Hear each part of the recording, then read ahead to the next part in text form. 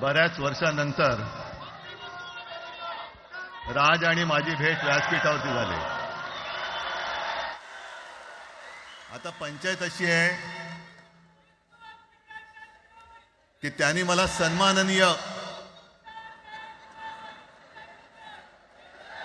उद्धव ठाकरे असं बोललेलं आहे.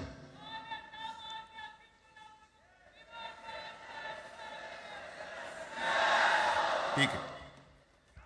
आणि साहजिकच आहे की त्याचंही कर्तृत्व आपण सर्वांनी पाहिलेलं आहे.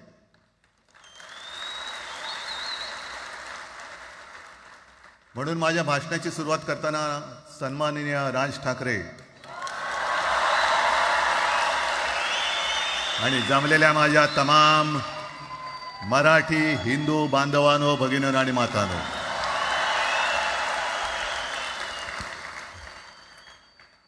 अप्रतिम मांडणी राजनी केलेली आहे. माझ्या भाषणाची काय आवश्यकता आहे असं मला वाटत नाही, कारण आजच्या कार्यक्रमाची घोषणा झाल्यानंतर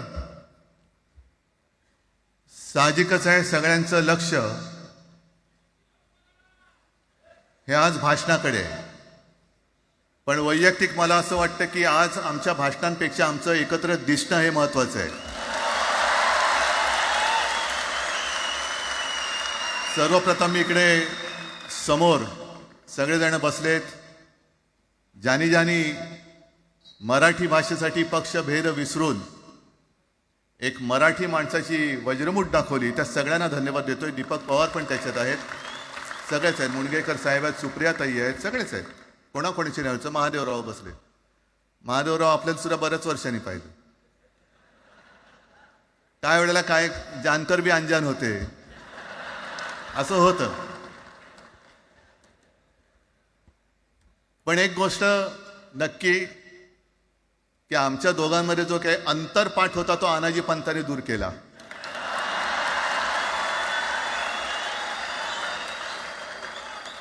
आता अक्षता टाकण्याची काय तुमच्याकडनं अपेक्षा नाहीये. जानकर बी अनजान होते, असं होतं. पण एक गोष्ट नक्की की आमच्या दोघांमध्ये जो काही अंतरपाठ होता तो आनाजी पंतांनी दूर केला.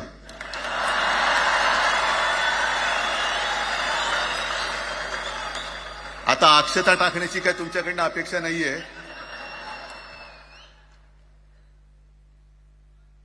एकत्र आलोय एकत्र राहण्यासाठी.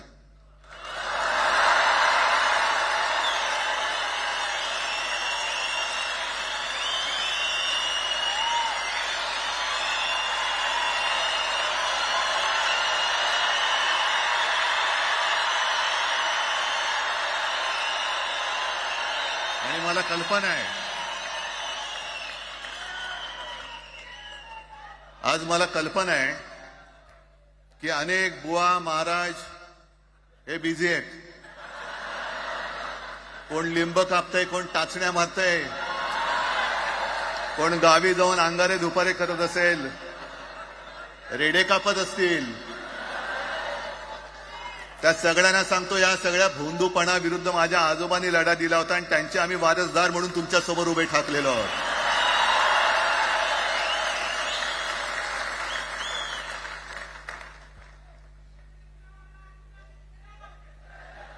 नाही, सगळं आपणच करून ठेवलेलं आहे.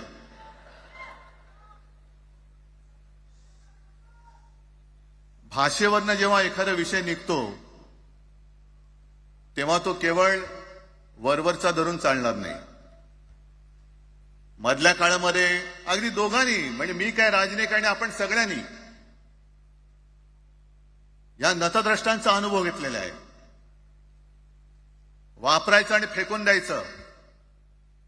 आता आम्ही दोघं मिळून तुम्हाला फेकून देणार आहोत. आजपर्यंत वापर करून घेतलात. अरे डोक्यावरती जर का शिवसेना प्रमुख नसते तर तुम्हाला ओळखत कोण होतं या महाराष्ट्रामध्ये?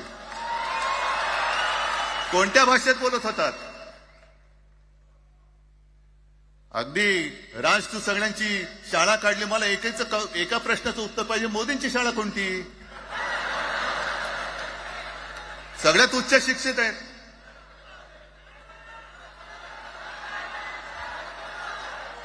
पण हे जे काय यांची मध्यंतरी मी बोललो ना, भाजप ही अफवांची फॅक्टरी आहे. मधल्या काळात त्यांनी सुरू केलं होतं, उद्धव ठाकरेने हिंदुत्व सोडलं. हिंदुत्व ही कोणत्याही भाषेची मक्तेदारी नाही. आम्ही अस्सल मराठी बोलणारे तुमच्याही पेक्षा जास्त कडवट कट्टर देशाभिमानी हिंदू आहोत. तुम्ही काय आम्हाला हिंदुत्व शिकवताय? अरे 92-93 साली जेव्हा जे काय घडलं, देशद्रोही मातले होते, तेव्हा मुंबईतल्या अमराठी लोकांना सुद्धा हिंदू म्हणून माझ्या शिवसैनिकांनी, शिवसेना प्रमुखांच्या शिवसैनिकांनी व मराठी माणसांनी वाचवलेलं आहे. आणि देवेंद्र फडणवीस आज जे बोललेत, बातमी आली सगळीकडे, मी इकडे बातम्या आणल्यात. भाषेच्या नावाखाली गुंडगिरी सहन केली जाणार नाही. जर महाराष्ट्रामध्ये मराठी माणूस न्याय मागण्यासाठी आंदोलन करत असेल आणि त्याला जर का तुम्ही गुंड म्हणत असाल, तर आम्ही गुंड आहोत. आम्ही गुंड. न्याय मागणं म्हणजे गुंडगिरी नाहीये. आणि जर का गुंडगिरी केल्याशिवाय तुमच्या दरबारी न्याय मिळत नसेल, तर आम्ही गुंडगिरी करूच.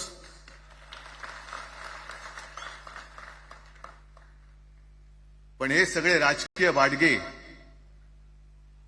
देवेंद्र फडणवीसांची आजचं वक्तव्य म्हणजे मला संयुक्त महाराष्ट्र चळवळीच्या वेळेला सखा पाटलांनी केलेलं एक वक्तव्य आठवते. हे असेच तेव्हाचे, जो दिल्लीत बसतो त्याचे पाय चाटणारे इथले राज्यकर्ते असतात, ते त्यांना मी बाडगे म्हणतोय.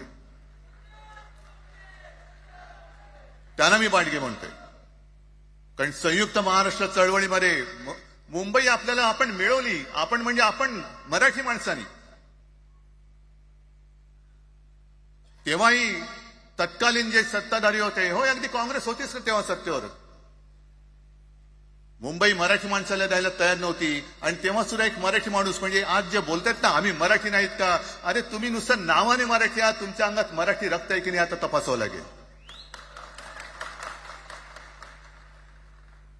आणि सखा पाटील बोलले होते, यावत चंद्र दिवाकरो, मुंबई महाराष्ट्राला मिळणार नाही.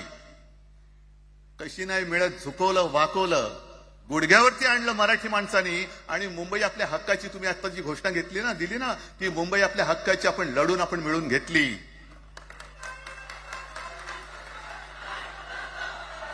कशासाठी हा सगळा तुम्ही घोळ घालतात? पण याच्या मागे मी जे माझ्या डोक्यात जो एक विचार आहे, पटतं की नाही बघा. हे यांचं सध्या जे काय चालू आहे, म्हणजे आधी आपल्याला सुद्धा वाटलं होतं. कारण तेव्हा काश्मीरमध्ये 370 कलम होतं, ते हटवण्यासाठी शिवसेनेने पाठिंबा दिला. आणि तेव्हा यांनी घोषणा दिली होती, एक निशाण, एक प्रधान, एक विधान. बरोबर आहे, देश एक असला पाहिजे, संविधान एक असलं पाहिजे, निशाण सुद्धा एकच, तो आपला तिरंगा असला पाहिजे. भाजपचं भांडी पुसायचं फडकं असतं कामा नये. ते फडकं म्हणजे आमचा राष्ट्रध्वज नाहीये.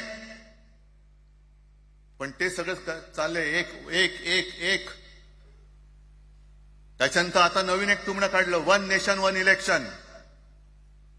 म्हणजे हळुवारपणाने हे सगळं काही एक एक एक करत, हिंदी, हिंदू, हिंदुस्तान, हिंदू आणि हिंदुस्तान मान्य आहे, पण हिंदीची सक्ती आम्हाला मान्य नाही. तुम्ही कितीही कमिट्या करा, हिंदीची सक्ती तुमचे 7 पिढ्या उतरल्या तरी आम्ही लावू देत नाही.